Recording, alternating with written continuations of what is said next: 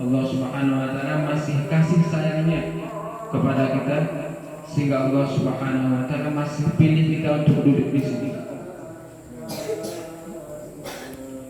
Sering disampaikan bahwa di luar sana jam segini juga umurnya sama kayak kalian juga, makannya makan nasi juga, minumnya air bening juga. Tapi na'udzubillah, di waktu yang sama, umur yang sama, model yang sama, tapi mereka dalam suasana yang berbeda. Ada yang lagi maba, mungkin ya. Ada yang lagi dengar tausiah di menasah-menasah. Ada yang lagi zikir akbar mungkin. Tapi naudzubillah ada yang lagi yang macam-macam. Maka kita bersyukur kepada Allah Subhanahu wa taala, kalian ini di usia-usia yang lagi lagi mendidih. Orang Aceh sendiri nggak tahu ju gimana. Ju itu mendidih, Aceh. Kaju, kan? Betul kan? Nah, lagi mendidih, lagi panas-panasnya kan? Hawa nafsu lagi pingin jemping, hawa nafsu lagi pinginnya chatting, browsing, dan story yang stalking, kan? Macam-macam. Tapi Allah Subhanahu wa taala pilih kalian untuk duduk di sini. Kalian tekan hawa nafsu kalian, keinginan kalian. Enggak usah munafik kita. Semua kita pingin hal-hal seperti itu. Pingin kan? Pingin, namanya manusia biasa. Tapi kekal, tahan hawa nafsu kita untuk mentaati perintah Allah Subhanahu wa taala, untuk menggapai derajat yang mulia di sisi Allah Subhanahu wa taala. Maka kata Sayyidina Umar dan Sayyidina Abu Bakar, cuma 2 langkah masuk surga. Sering diulang-ulang.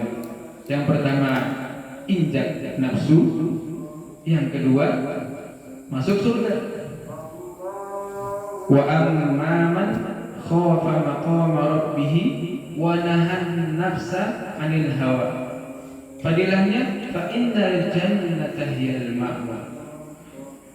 Langkah pertama injak nafsu, yang langkah kedua masuk surga. Maka beruntung, sangat beruntung. Allah masih dudukkan kalian, Allah masih pilih kalian untuk menjalankan perintah Allah Subhanahu wa taala. Tanda Allah Subhanahu wa taala sayang kepada seorang hamba apa? Perasaan setiap ceramah ini aja bahaya, tapi kan masalah apa? Diberi cobaan katanya. 1, terus diberi nikmat. Tanda kasih sayang Allah Subhanahu wa taala kepada seorang hamba, Allah sibukkan dia dalam perkara agama. Jam 6 tadi naik ke mushola ngaji, walaupun ada yang lari. Habis ngaji persiapan wudu, habis wudu sholat maghrib, habis sholat maghrib sholat sunnah, habis sholat sunnah dengar tausiah. Ini udah benar-benar Allah SWT sayang kepada kita. Tanda Allah Subhanahu wa taala sayang kepada seorang hamba, Allah Subhanahu wa taala daimkan, maksudnya terus-menerus istiqomahkan dalam perkara agama. Ini tanda Allah Subhanahu wa taala sayang kepada seorang hamba.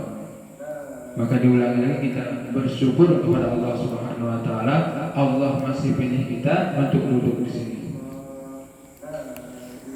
Dan salawat dan salam selalu kita sajikan kepada pangkuan Nabi besar, Nabi Muhammad sallallahu alaihi wasallam, yang mana beliau telah membawa kita dari alam kebodohan ke alam yang berilmu pengetahuan. dari alam naik onta ke alam naik Honda. Nabi Muhammad tidak pernah takut melawan nenek lampir, apalagi nenek sihir. Macam-macam bahasa dalam pidato. Maka dari Allah Subhanahu wa taala berkat pengorbanan Nabi sallallahu alaihi wasallam sehingga agama sampai kepada diri kita. Ini berkat perjuangan Rasulullah sallallahu alaihi wasallam. Sering kita dengar ceramah beliau keluar dari rumah berbaju putih, pulang berbaju merah. Maknanya apa? Begitu gigih beliau dalam berdakwah, mendakwahkan ini agama. Mungkin sering kita dengar kisah beliau ketika pada Nabi SAW berjalan ke Taif. Ketika baginda Nabi SAW mendakwahkan penduduk Taif, maka orang-orang di Taif pada saat itu tidak menerima dakwah baginda Nabi SAW. Bahkan Nabi dilempari pakai tai unta dan juga pakai batu. Pada saat itu berbaris anak-anak kanan kiri kayak nyambut presiden, kan? Tapi ini bukan menyambut presiden, untuk melempari baginda Nabi SAW. Sehingga dikatakan tubuh baginda Nabi SAW berdarah. Sehingga ada yang, tapi darahnya beliau itu tidak menetes ke tanah, mentok di teropak beliau, di sendal beliau. Dikatakan bahwa andaikan saja darah baginda Nabi SAW jatuh ke tanah, maka Allah SWT akan hancurkan itu kota Taif. Maka ketika baginda Nabi SAW ketika sudah melewati perkampungan Taif, dilempari dengan tai unta dan juga batu dan sebagainya, maka beliau pun telah sampai ke ujung kampung. Beliau pun duduk di situ merenung. Maka datanglah tawaran-tawaran daripada malaikat. Malaikat angin mengatakan, wahai baginda Nabi SAW, sukakah engkau jika aku mendatangkan angin yang begitu besar sehingga menerbangkan kota Taif dan penduduk-penduduknya? Maka Nabi SAW tidak, katakan tidak. Maka datang lagi malaikat penjaga gunung menawarkan jasa kepada baginda Nabi SAW. Wahai baginda Nabi SAW, sukakah engkau jika aku membenturkan dua gunung di antara kota Taif ini sehingga penduduknya hancur lebur? Maka baginda Nabi SAW mengatakan tidak. Aku berharap dari keturunan mereka lahirlah orang-orang yang beriman kepada Allah Subhanahu wa taala. Inilah akhlak baginda Nabi sallallahu alaihi wasallam yang perlu kita contoh. Akhlak baginda Nabi sallallahu alaihi wasallam itu balas keburukan dengan kebaikan. Nah, jadi akhlak ini ada yang bertahap-tahap. Ada yang nyoji get, lung get cing, man nyoji bro, lung lebih bro lo. Ada yang sebagian seperti itu. Nah, maaf cakap, kalau akhlak yang seperti ini, itu yang 4 kaki itu, kalau bahasa singkatnya ajigi, kan? Itu bisa seperti itu, akhlaknya seperti itu.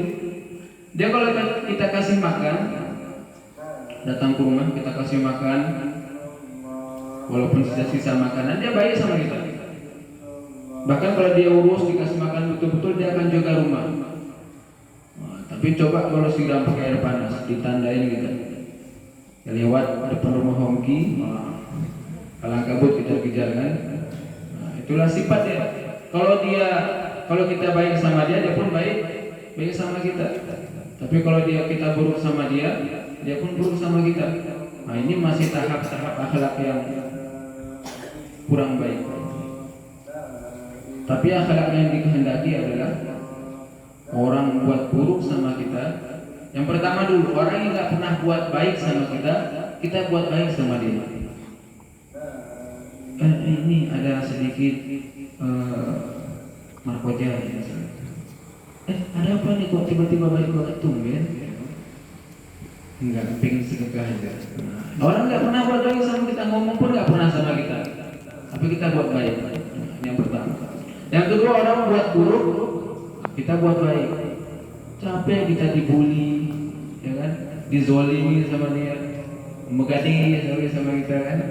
Tapi kita tetap baik sama dia. Ini akhlak yang sangat-sangat tinggi. Siapa nih? Orang buat buruk, kita buat baik. Orang tendang kita, oh makasih ini duit buat kamu. Ya soalnya diterima 5 kali kita kan, biar tambah duit kita mana. Maka jika Allah Subhanahu Wa Taala, inilah akhlak baginda Nabi Sallallahu Alaihi Wasallam. Bagaimana ketika orang buat buruk, kita buat minimal. Orang nggak pernah buat baik, kita lah buat baik sama dia.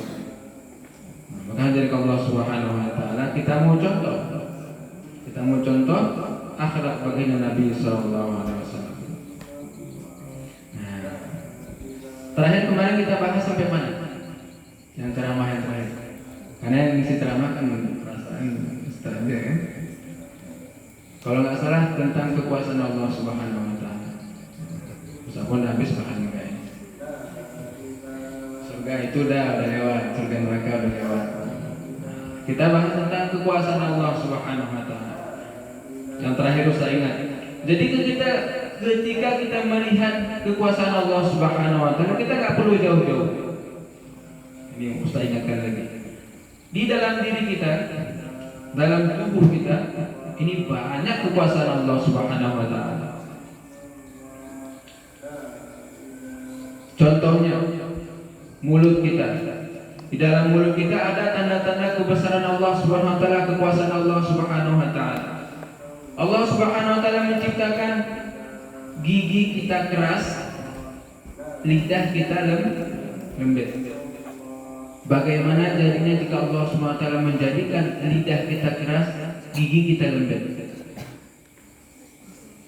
Gimana caranya? Gimana kita makan? Susah kan? Inilah kuasanya Allah Subhanahu Wa Taala. Allah Subhanahu Wa Taala menciptakan air liur kita ini rasanya itu tawar. Andaikan Allah SWT menciptakan air liur kita ini asin, semua makanan jadi asin. Kentang pipa asin, markoja asin, makanan kakak kantin semua asin. Kalau Allah SWT ciptakan air liur kita asin semua. Maka Allah SWT ciptakan air liur kita tawar. Maka ini merupakan tanda kebesaran Allah SWT di mulut. Di hidung kita ada juga tanda kebesaran Allah Subhanahu Wa Taala. Di dalam hidung Allah Subhanahu Wa Taala menciptakan bulu hidung. Apa kegunaan bulu hidung? Ketika datang kotoran-kotoran atau debu-debu yang hendak kita hirup, maka disaring oleh bulu hidung.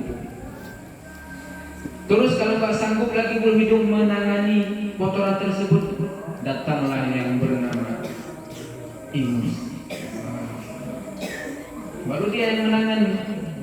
Maka ketika dikena sama dia, udah menggumpal di dalam, barulah kita terbuang semua kotoran. Di hidung kita pun ada tanda-tanda kebesaran Allah SWT, kuasa Allah Subhanahu Wa Taala. Di mata kita banyak tanda kebesaran Allah Subhanahu Wa Taala. Allah Subhanahu Wa Taala sengaja menciptakan mata kita ini pandangannya itu terbatas. tidak bisa melihat tembus pandang. Andaikan kita bisa lihat tembus pandang, susah kali jaga mata. Apalagi kita misalnya lagi jalan-jalan, belakang masjid ada WC umum, mata kita tembus pandang. Oh Allah. Bagaimana susahnya kita jaga pandangan. Maka dari Allah Subhanahu wa taala pada saat nanti Allah Subhanahu wa taala, Allah Subhanahu wa taala menciptakan mata kita ini terbatas ketika memandang. Ini ada faedah daripada Allah Subhanahu wa taala. Maka di mata kita pun banyak kekuasaan Allah Subhanahu wa taala. Allah Subhanahu wa taala menciptakan mata kita ini yang hitam itu lebih kecil daripada yang putih. Bagaimana kalau Allah balik? Yang hitamnya besar, yang putihnya kecil. Kacau kan? Maka Allah Subhanahu wa taala ini merupakan tanda kebesaran Allah Subhanahu wa taala, kuasa Allah Subhanahu wa taala. Di telinga kita, yang pertama pendengaran kita. Pendengaran kita Allah Subhanahu wa taala ciptakan terbatas juga. 10 meter masih bisa dengar. 20 meter, 30 meter, 40 meter sudah mulai agak-agak kurang-kurang. Setelah 100 meter, 1 kilo bisa lagi kita dengar. Andaikan Allah SWT kasih pendengaran kita yang beribu-ribu kilometer, nggak bisa tidur gitu. Mau tidur, pesawat mendarat di Banda Aceh. Kita banyak pesawat di Banda Aceh, di Bandara Sini sana kan, kita tidur. Pendengaran sampai ke sana, ya kan? Kita mau tidur lewat truk di jalan depan Nawi Putih, terjaga lagi kita. Susah. Kalau kita jadi nggak ada, jangan ada cita-cita kepingin pendengaran tajam. Itu agak keliru sih. Tajam boleh tapi jangan sejauh-jauh itu juga. Ya kan? Terus Allah SWT ciptakan dalam kuping itu ada kotoran kuping di dalamnya. Dalam itu ada kotoran kan? Ini udah sampai yang kemarin. Wallah alam, Ustaz pun nggak pernah rasa. Ustaz pun cuma dengar ceramah. Katanya rasanya itu kelat agak pahit ya, saya. Bagi yang pernah merasakan. Tazza dah pernah Tazza nih.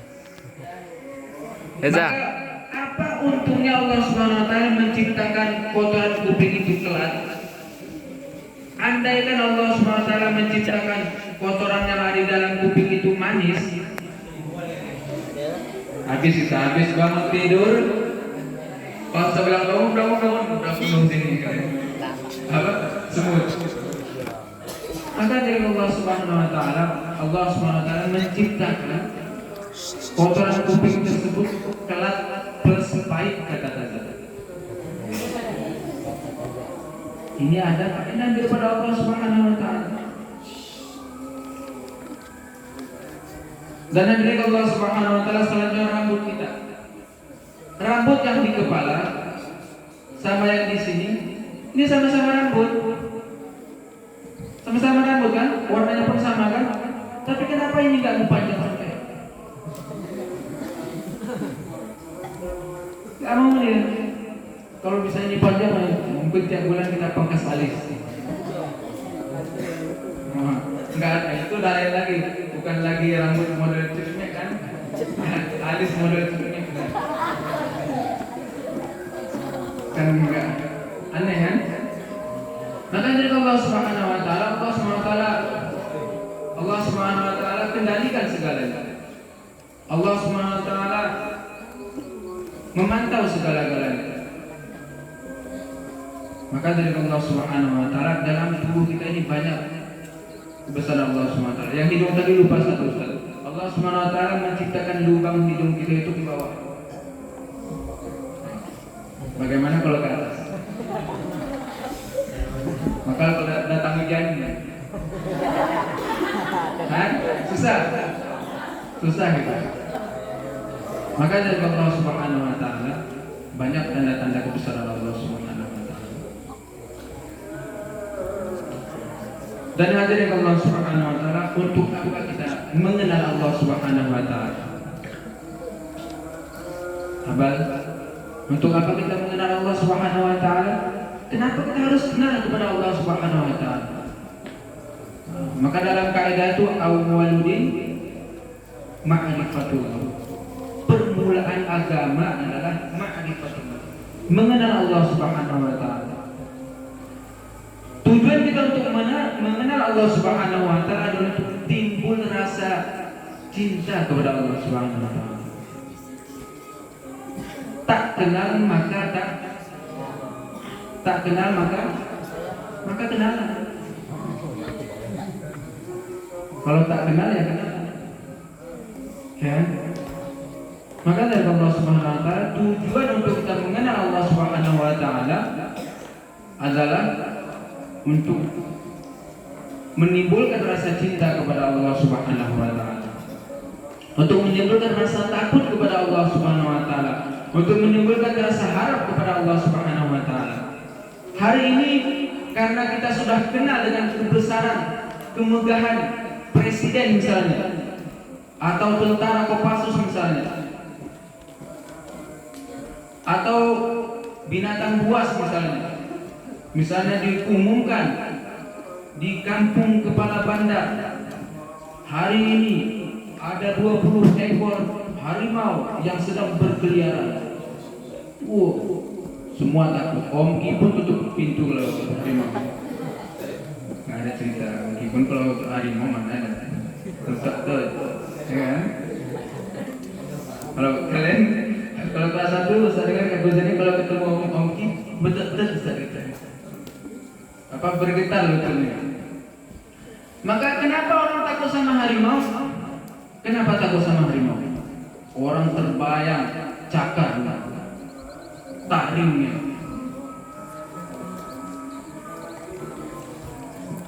Ya kan? Terbayang cakar taringnya begitu ganas sehingga timbul rasa takut. Semua orang panik. Jika dikatakan sekarang misalnya disebutkan pistol atau AK-47 atau SKS, ya kan? Maka terbayang sama kita pelurunya yang begitu mengerikan. Jika kena ke kepala, headshot memang, dan pecah kepala.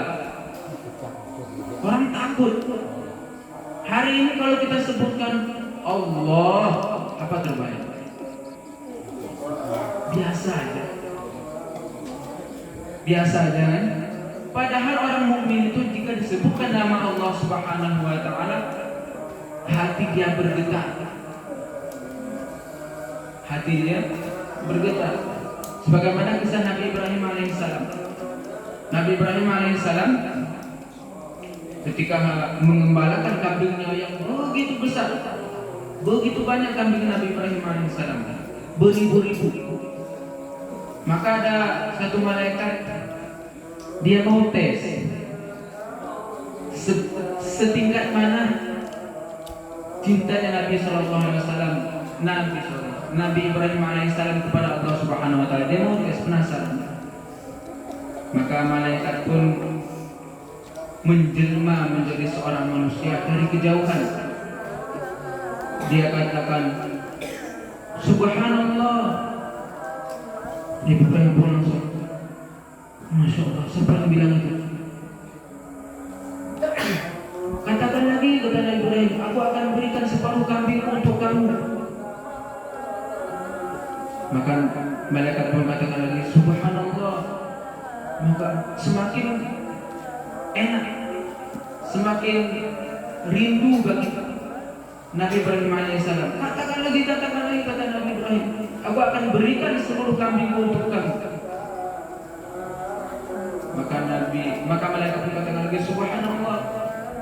Katakan lagi, aku akan menjadi orang yang mengurusi kambing ini dan aku akan mengabdi kepada kamu. Maka ketika disamperin ternyata malaikat. Jadi ya Ya kan? Nabi Ibrahim itu berharap seorang manusia yang taat kepada Allah Subhanahu wa taala, karena kalau malaikat taat kepada Allah Subhanahu wa taala itu biasa. Malaikat itu tingkat taatnya itu memang udah 100/100. Malaikat itu kalau disuruh ruku terus sampai yaumil kiamat. Kalau itu disuruh sujud terus sampai yaumil kiamat. Maka insya Allah ya, kita jadi orang yang taat ya. Timbulkan sifat ihsan dalam diri kita, merasa dilihat Allah, didengar Allah, terus apa lagi? Cuma dua ini lah. Kita merasa dilihat Allah Subhanahu wa taala dan didengar Allah Subhanahu wa taala. Karena tidak ada satu nafas pun, tidak ada satu detik pun kecuali akan dihisab oleh Allah Subhanahu wa taala, akan diperhitungkan oleh Allah Subhanahu wa taala. Insyaallah ya. Karena tadi musyawarahnya sampai azan Isya. Alhamdulillah sudah sampai azan Isya. Maka yang baik datang daripada Allah Subhanahu wa taala, yang buruk datang daripada kebodohan dan kekurangan kami sendiri karena kami belum masih belajar. Untuk sempurnanya majelis kita tutup dengan kifaratul majelis. Subhanakallahumma bihamdika